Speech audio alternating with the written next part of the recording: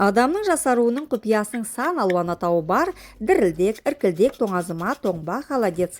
Сиырдың етті ақшылдау алдыңғы сирақтарын аламыз, тұзды суда 1-2 сағат суық суға жібітіп қоямыз. Кейін бір қайнағаннан кейін суын төгіп, тағы таза су құйып қайнатамыз. Көбігін аламыз, менде көбік шықпады, енді баяу отта 4 сағат қайнатамыз. Уақыт өте сәбіз, пияз, лавр жапырақ, қарабұршақ бұрыш қосып, еттің жұмсақ жерін қазанға салып, тұзын тұздап, тағы 3 сағат қайнатамыз. Кейін ет сүйектерді шығарамыз, құнарлы сорпаны сүземіз. Ет сіңірлерден өзде сылынып тұрған сүйектерді ажыратамыз. Блендермен немесе қолмен майдалаймыз.